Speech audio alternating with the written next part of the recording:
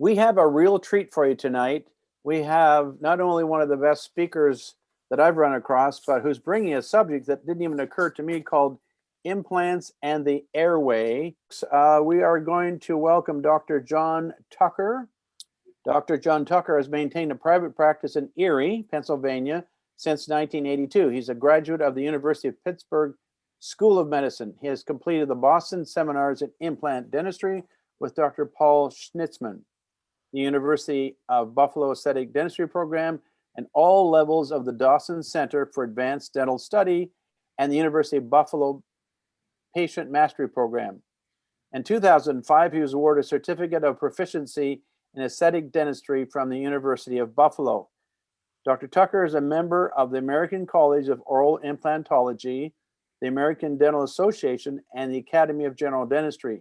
He's also a diplomate of the International Congress of Oral Implantologists and the American Society of Osseointegration. Dr. Tucker has membership status in the American Academy of Implant Prosthodontics, as well as fellowship in the International Academy for Dental Facial Aesthetics. He's a member of the American Academy of Dental Sleep Medicine and the American Academy of Sleep Medicine. Dr. Tucker has lectured throughout the nation regarding dental implants and prosthetics, as well as publishing numerous related articles. He has worked as a consultant for dentistry, ESPE, Kerr, Henry Schein, and Nierman practice management. Dr. Tucker has 6 dental patents, including a precision attachment currently being marketed by Preat Corporation and an impression tray Originate marketed by Axis. He's also been in Canada a number of times and knows our geography well, and I believe could rhyme off the names of all 10 provinces in order. So without further ado, Dr. John Tucker, welcome to Canada virtually, implants and the airway.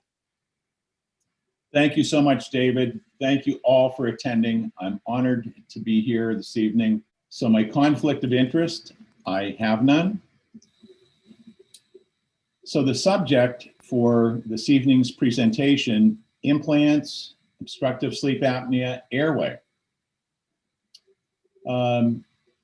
David, as you alluded to, I've been very prosthetically driven the majority of my life.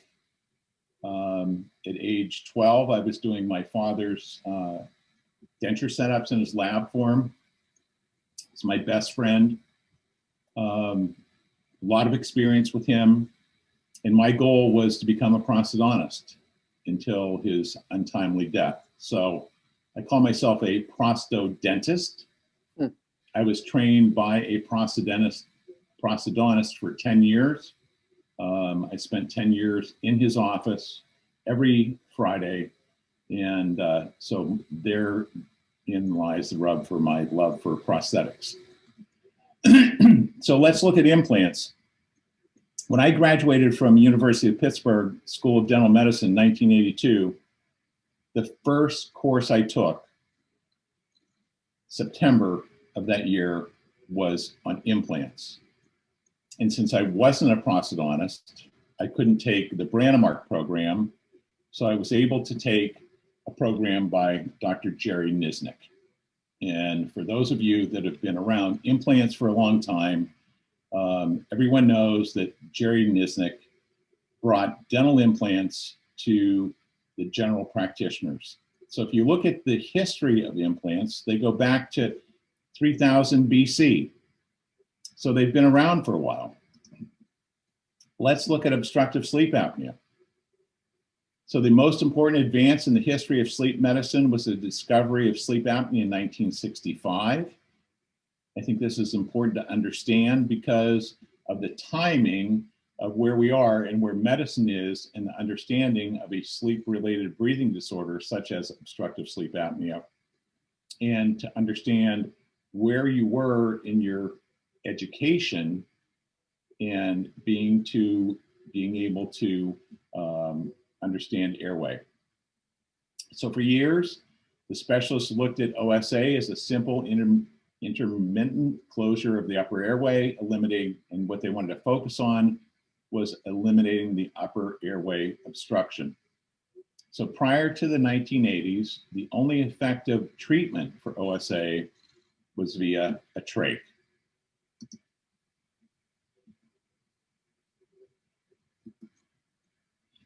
So 1981, Colin Sullivan came up with what we now know today as Pap Therapy, continuous positive airway pressure. We all know that. It pneumatically splints the airway and prevents the obstruction. Great study in chest. And the relevance of this is our private practice. So I am in private practice full-time, as I alluded to, and I still do a tremendous amount of prosthetics. And I think it's important for us to understand airway as it relates to our prosthetic rehabilitations. And we'll talk more about that and look at some case studies. So in this study, 26% of the respondents of this study were at high risk of having obstructive sleep apnea, more males than females. So that means if you have a practice with 2,100 patients, you have 546 patients at high risk of having obstructive sleep apnea in your practice. Work done by Terry Young et al. Said that they estimate that 93% of men and, 93% of women and 82% of men with moderate to severe sleep apnea syndrome have not been clinically diagnosed. So we know that there are a lot of patients that come through our practice that have an airway issue. So I like to say 1 in 4 patients that come through our practice have an airway issue. This is Dr. Dement. Many of you have met Dr. Dement. He has recently passed, and we know that he is the father of sleep medicine, founded the world's first sleep lab at Stanford. And the interesting thing about Dr. Dement is his comment was, for generations, our profession, we've looked at mouths of countless individuals with a sleep disordered breathing issue and not even knowing about it. And I think the interesting thing is that many times we're the first and only healthcare practitioners to look in the oral cavity. And I find that to be so true. And I'm not sure exactly why that happens, but I know when I go to my primary care physician, rarely does he look at my oral cavity. The only time that I know that someone's looked at my oral cavity is when I've gone to an ENT. And that's another discussion for another time. So we know with obstructive sleep apnea, we have chronic recurrent episodes of apnea and hypopnea of the upper airway. That leads to intermittent hypoxemia, hypercapnia, the cortical microarousals, increased oxidative stress, and sleep fragmentation.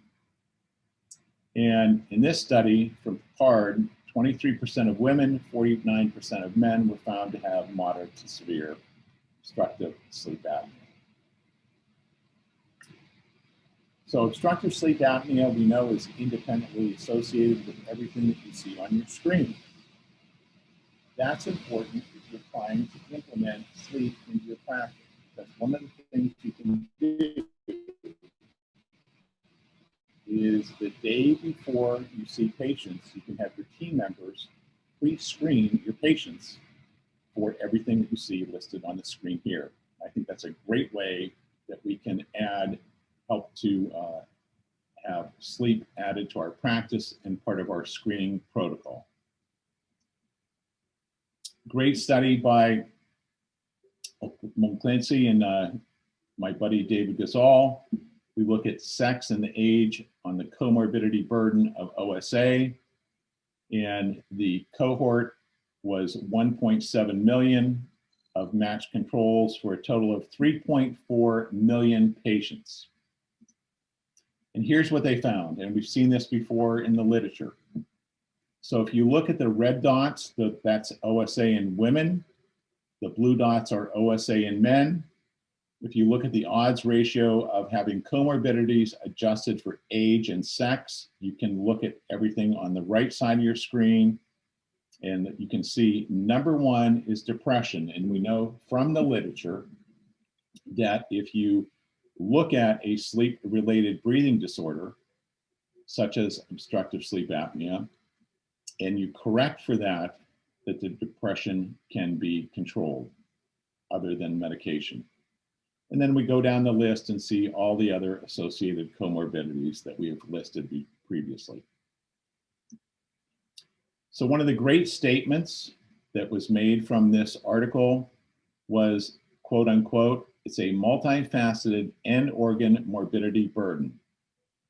And I've always thought about sleep apnea and what it does to every end organ of the body. Well, if you end up with patients that have desaturations down to 70, 68% throughout the night, that has to have a negative impact on every cell of the human body. So this quote said a lot to me and spoke to me about what OSA does to the entire human body. And we know from the literature that every organ of the body is associated with a morbidity.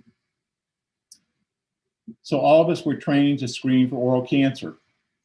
It's interesting, I used to speak on oral cancer, and it was interesting to see the number of people that actually admitted they screened for oral cancer, which was lower than what was previously thought.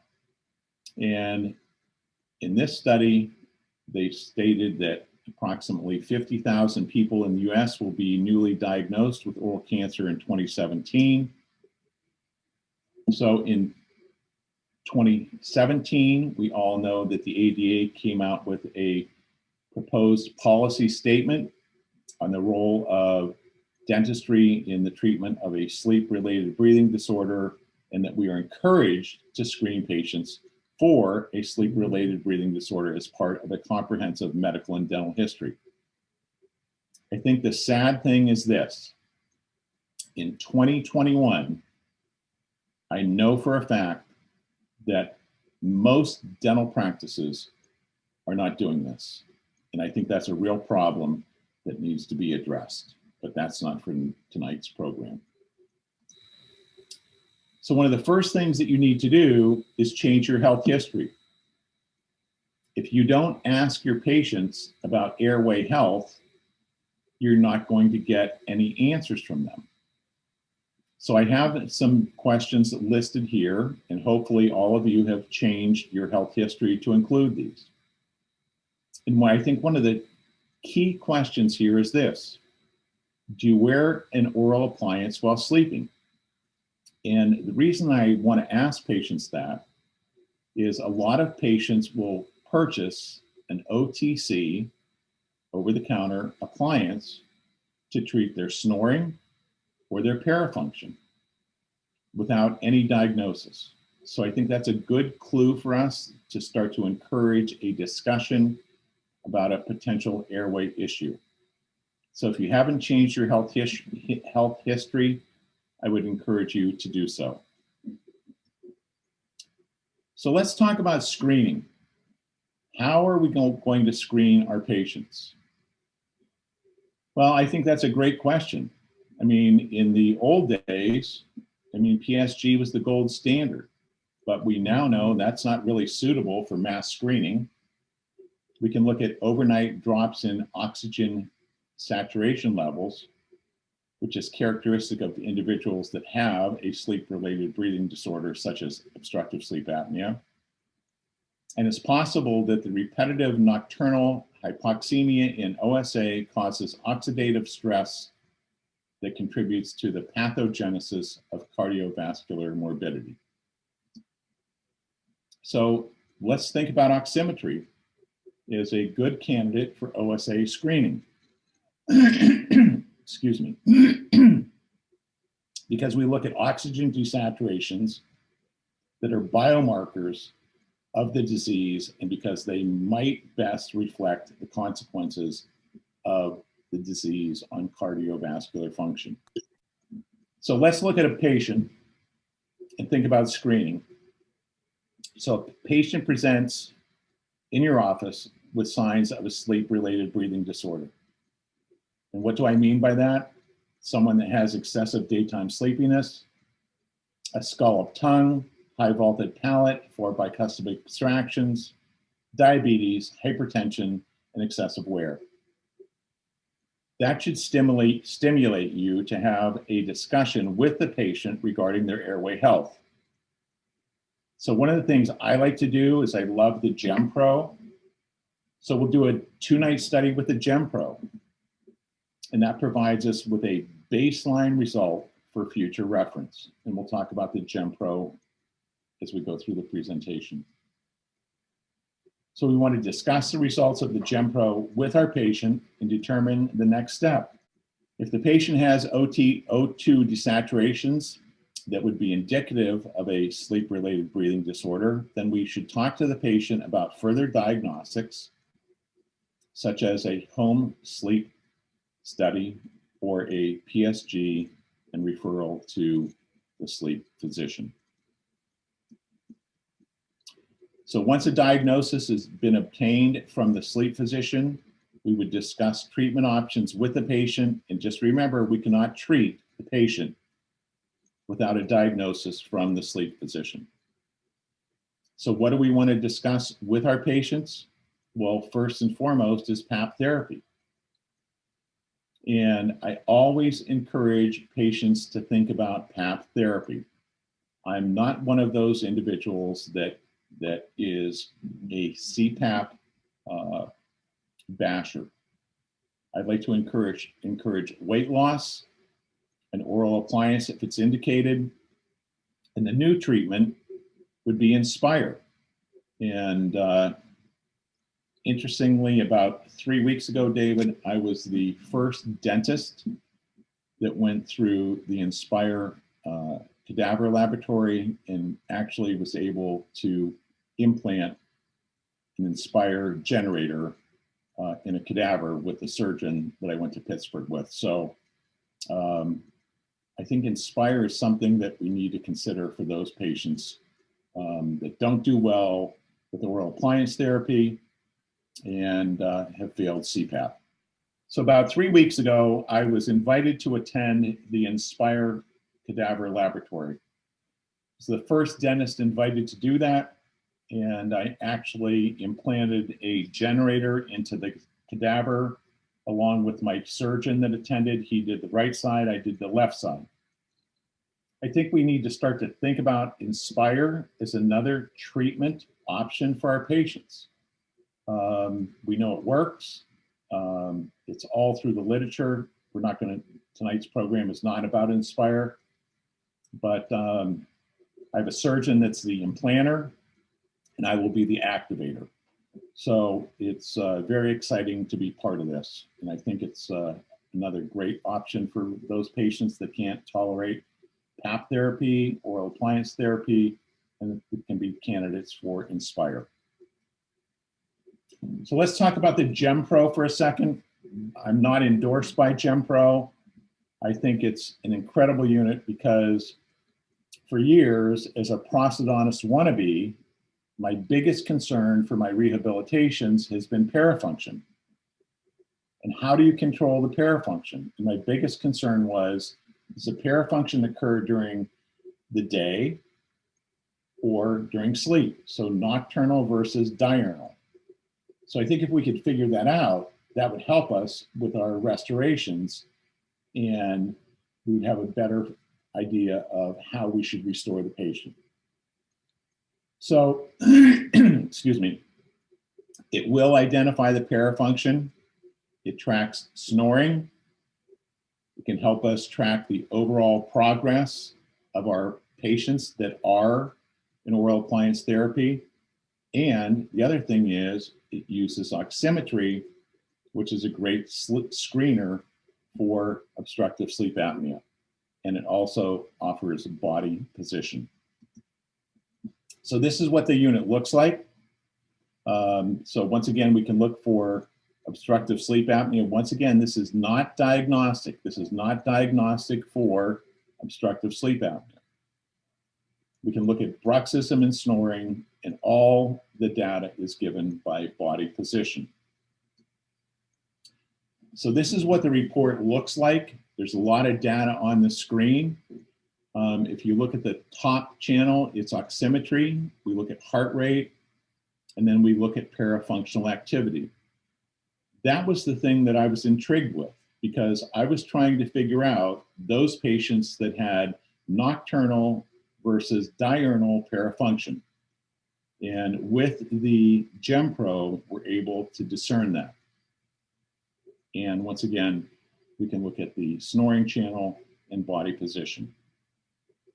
So for this patient that has almost no desaturations, very little parafunction, but you can see by the audio and snoring channel, everything is off the chart. So now I know this patient, as I screen for them for parafunction, for heart rate, I can see that this patient is a patient that would be best treated for snoring. Then we can look at the O2 desaturations. And if you see somebody that has severe O2 desaturations, you know that you have to get them screened immediately by either a home sleep study or a PSG. And my recommendation would be to get them to a sleep physician as quickly as possible. So we evaluate our patients with parafunction. Is it awake or sleep? Leads to a discussion regarding airway health, obtaining a diagnosis, and then we can use it to adjust our appliances accordingly. So for more information about the GemPro, you can go to ddmewellness.com and they can further provide you with information. So let's talk about nasal airflow obstruction and the treatment of OSA. We know it is all about airway management, and we're not going to spend a lot of time on this because we know we have two airways, the nasal airway and the oral airway. And we know that nasal breathing is a core to good health and promotes healthy sleep. And we know that nasal obstruction has an impact on the severity of sleep disordered breathing. And we know that we need to pay attention to the nose and the diagnostic workup of patients that suffer from snoring and sleep apnea. We know that increased nasal resistance is correlated with the inability to tolerate CPAP, as well as impact our success of our appliances. So everybody's talked about this book by James Nestor. If you haven't read it, I highly recommend that you read it. I recommend it to my patients that we're providing oral appliance therapy for the CPAP intolerant patients. It helps them understand the importance of nasal breathing.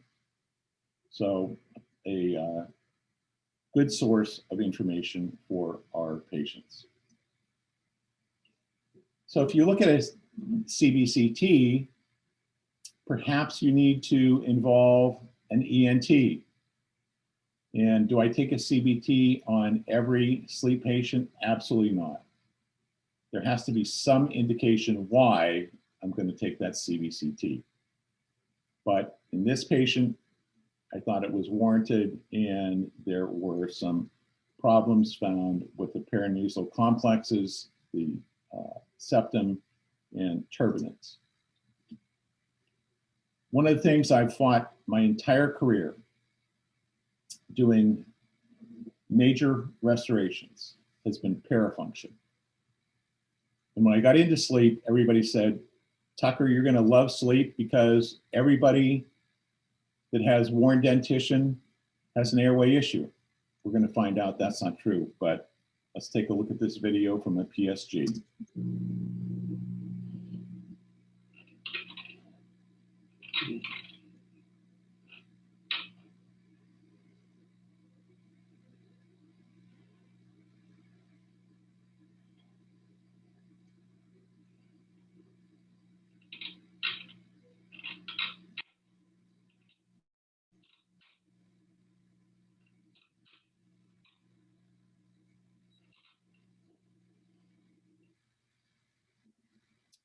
So I don't know about you, but the patient that shows up a week after you placed all ceramic crowns on 2 and 15, and they're shattered, perhaps one of the things you want to think about is parafunction. And that's what I want to discuss this evening. One of my dear friends, Gilles Levine, is probably the most published and most knowledgeable about parafunction. He's Canadian, eh? And great friend, and has helped me understand parafunction immensely. So we have two types of parafunction. And I actually like the word parafunction better than I do bruxism. So if you look at awake and sleep parafunction, it's no longer accepted as a single entity. It's based on when the activity occurs. So awake parafunction is approximately 22 to 31% of the population. It's based on the physiological systems. It's no longer considered to be simply related to the mechanistic factors such as occlusal discrepancies or a result of the psychological issues such as stress, anxiety, or depression, or a combination thereof. Sleep bruxism is primarily a sleep-related movement disorder. So if we look at the second bullet point that's in red, we look at the big thing that hit me with this was occlusal discrepancies. So for years, I thought that was the issue. And we're now seeing that is not the issue. So in 2014, based on the International Classification of Sleep Disorders, the third edition, it was a repetitive jaw muscle activity characterized by clenching or grinding of the teeth and or by bracing or thrusting of the mandible. Once again, the ICSD third edition, the presence of regular or frequent tooth grinding sounds occurring during sleep, the presence of one or more of the following clinical signs: abnormal tooth wear, consistent with above reports of tooth grinding during sleep, morning jaw muscle pain or fatigue, temporal headache, jaw locking on awakening, reports of tooth grinding during sleep. So let's look at this study in chest. 2001, 33% of the bruxism group were sleepy during the day. Obstructive sleep apnea more prevalent in the tooth grinding group as compared to those without. Another study, N of 300, 1 in 4 with OSA had nocturnal bruxism, 25.6 had bruxism, 35% had GERD. So let's look at sleep bruxism and look at the risk factors and the odds ratio. So we can see the number one is OSA. We can look at alcohol. And I think that's a really important thing that we need to consider when we're looking at our sleep patients and identifying alcohol consumption, because I've identified through high resolution pulse oximetry, especially patients that do a study on a Friday and Saturday night, that we can identify excessive alcohol consumption, and you can go down the list, but you can see anxiety is not at the top. So sleep bruxism reported to occur in approximately 12% of the population in this study, predominantly during sleep. Daytime activity is mainly a clench. The association with a sleep bruxism disorder, OSA, may be 26% based on reports from patients, and based on sleep study data, maybe between 33 and 54%. So we're seeing discrepancies, and that's not unusual in the literature. So this was from your country, David. One of the greatest publications I think that I saw Gilles put out, but was kind of disturbing when in this study, the comment was, the quote was, the etiology of sleep bruxism remains rather elusive. That's kind of scary. So it can't be attributed to a singular cause. That's something that Gilles and I discussed over and over and over. And I think as dentists, we all like to look at things as being a singular cause. And that's not, we can't look at that like this. And one strongly held belief that occlusion and the presentation of tooth wear were demonstrative of this entity is rather doubtful. That's a pretty strong statement, David. And that kind of made me wake up, because all of my training prior to that talked about where occlusal discrepancies that would lead to parafunction. And now we're saying that's not true.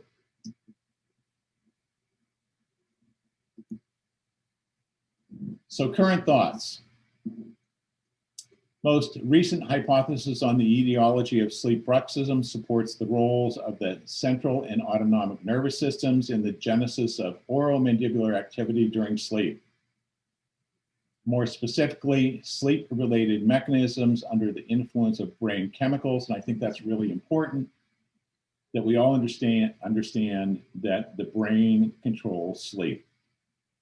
Maintenance of airway patency during sleep may increase the motor activity, underlying the genesis of sleep bruxism and the rhythmic masturbatory muscle activity, RMMA, as we all know, work done by Gilles that would precede tooth grinding during sleep.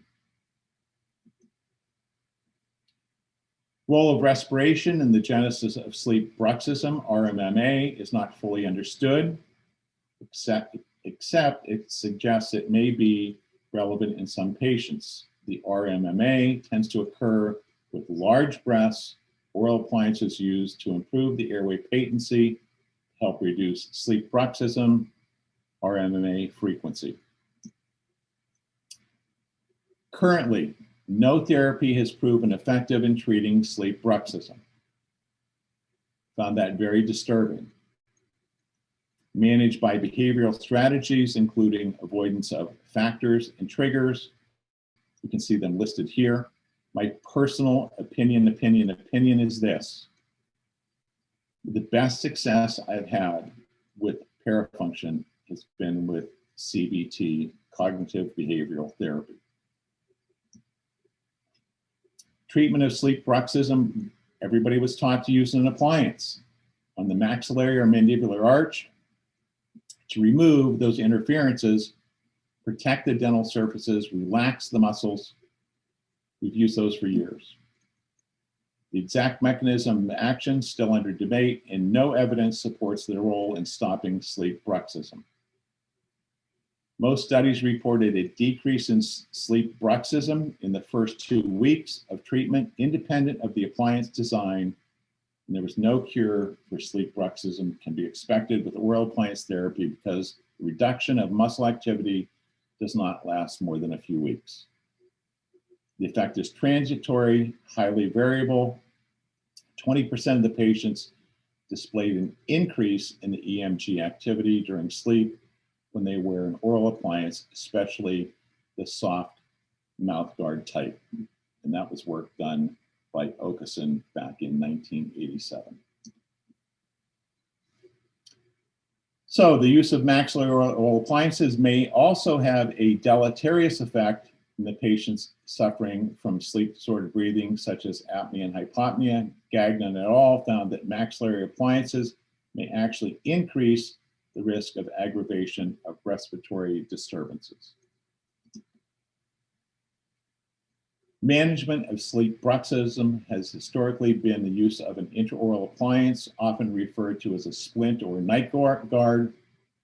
In other terms, it is well known that these devices do not control, reduce, or eliminate sleep bruxism, but more importantly, they are intended to protect the dentition. This is also true as it applies to dental implants, as well as the prosthetic restoration of the implant. And I think this is what I want to really focus on, because sleep bruxism has the potential to increase the occlusal load on the implant, resulting in a higher risk for failure, and that failure may be associated with bone loss around the implants. So implant-borne restorations have become the standard of care in oral rehabilitation. The most important factor in the implant treatment is the formation of a direct interface between the implant and the bone without intervening soft tissue. We remember this from Brannemark, osseointegration. So implants, survival rate is now reported to be 92 to 97%. 92 to 97%. But we know that implants can and do fail. Early failures occur during the period of osseointegration in 40% of the cases, while 60% fail after loading. And the big question is why? Well, excessive biomechanical loading can have a deleterious impact on the implant fixture, the abutment, or the implant restoration. So once again, the CACSDD states that sleep bruxism, nocturnal bruxism, repetitive clenching and grinding. We know the gold standard for the diagnosis of sleep bruxism is PSG. So in the study by Brager et al. Found that technical complications associated with bruxism, out of the 10 bruxers, 6 had a technical complication. It's found that bruxism was associated with more technical failures, and that the bruxism may significantly increase both the implant failure rate and the rate of the mechanical and technical complications of the implant-supported restorations. So I think that's really important for us to understand. If you're doing an implant restoration and the patient has severe wear, I think you need to start to look at airway. So this study, Anuda et al., 30 complications, 22 prostheses in 16 patients, porcelain fracture, abutment screw and implant fracture, abutment screw loosening and decementation. 172 patients in the study, 49 were diagnosed with OSA. OSA has been found to be present in 13 of the 16 patients having prosthetic complications. The highest AHI and thus the severity of OSA was identified in patients with a fracture complication related to an implant, a screw, or a porcelain fracture. Frequency of prosthetic complications has been higher in patients with OSA. So unfortunately on the screen, I have been there, done that, and lived this. Implant fixation screws fracturing. Implants fracturing. You can see every failure on the screen I have lived. And why has that happened? Well, first of all, my thoughts are, and my opinion is, overload. We have overloaded the implant. So my thoughts are this: if you have a patient that presents to your practice with this severe wear, the first thing that you need to stop and think about is there a potential sleep-related breathing disorder? And has that not been diagnosed in your patient? And the first thing is, most of your patients are going to say, I want you to restore my dentition to the way it was when I was 25. And a lot of you would attempt to do that. But I would caution you to beware and to figure out where the parafunction is coming from. So if you take a look at a case like this, the first thing I'm going to think about is airway. The second thing I'm going to think about is parafunction. And I need to figure out, in my mind, where is the parafunction coming from? Is there an underlying airway issue? I would like to know, if there is parafunction, does the parafunction occur nocturnally or diurnally? And the other thing we need to think about is, what's the patient's diet? So is there an acid imbalance here? Is this chemical erosion or mechanical or a combination of both?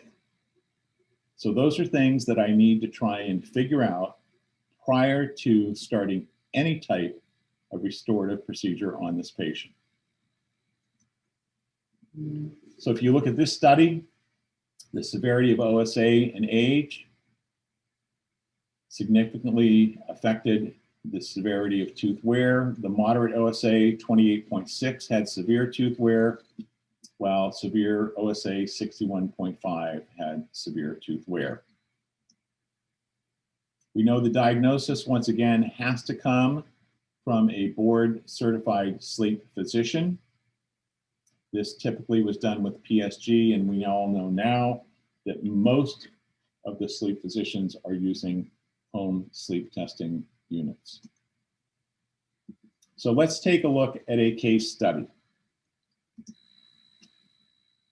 This patient was referred to me because of a failing implant.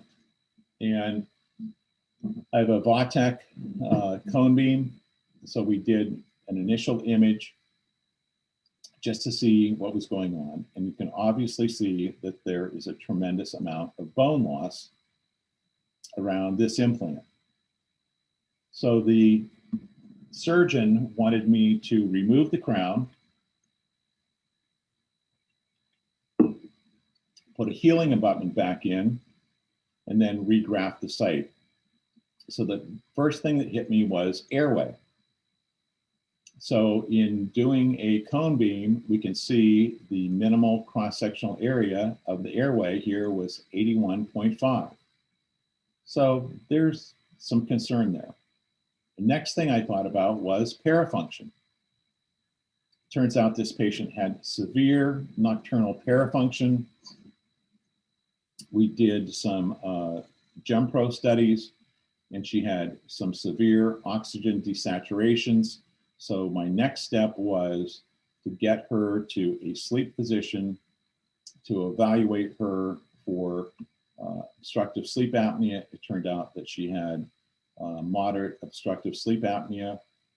Don't know where the implant is to this date, but think about having reviewed this prior to the implants being placed. Like I said, I was not part of the pre-prosthetic planning protocol for this patient. If you look at this from a prosthetic standpoint, there are lots of issues that are going on with this case. This is a case that was referred to me, once again, after the implants were placed. I don't like cases like that. I would rather be on the pre-planning end of things, where I'm doing the diagnostic wax-ups, I'm doing the surgical stents, and telling the surgeon where to place the implants. 35-year-old male, 6 Zimmer implants were placed. He has a history of severe snoring and reports having a sleep study years ago, negative health history for associated comorbidities. I'm a big person to look at medications because we do know that medications can have an effect on parafunction.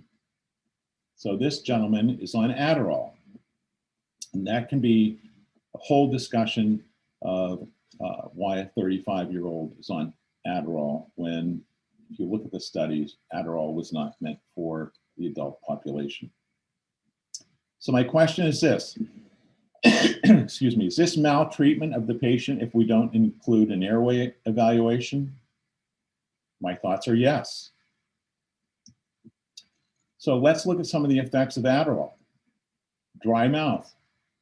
We know that there are problems with xerostomia, problems with decay, periodontal disease, trouble sleeping, breathing, muscle twitches or movements, muscle tremors, parafunction, grinding of teeth, and erectile dysfunction.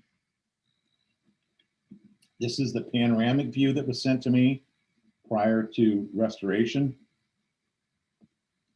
And from what I saw in this young man's mouth, my next step was to take a cone beam because I was very concerned about the wear. I'm concerned about the airway. I'm concerned about medications. And remember, when I restore the case, I'm now responsible for the implants and the health of the implants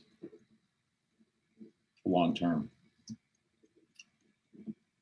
So here he is, and you can notice all the incisal wear So is the incisal wear mechanical, chemical, or combination of both? Is there a nocturnal or diurnal parafunctional component for this patient? Well, that's what I need to figure out. So that's when I would grab my GemPro, because the GemPro will show me parafunctional activity during sleep, show me O2 desaturations during sleep, show me snoring, heart rate, and pulse, all based on body position. So once again, you can see definitely we have severe wear.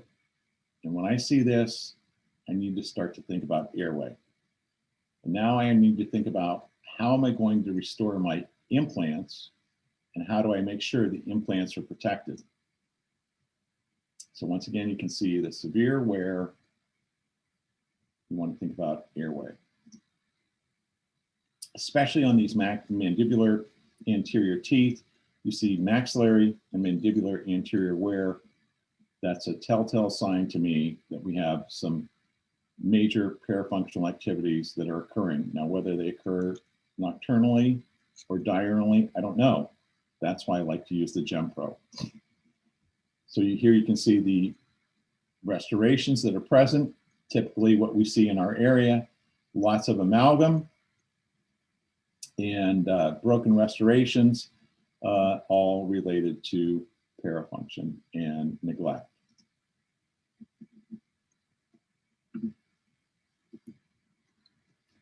And you can see the maxillary arch, once again, with the severe wear and neglect with the restorations.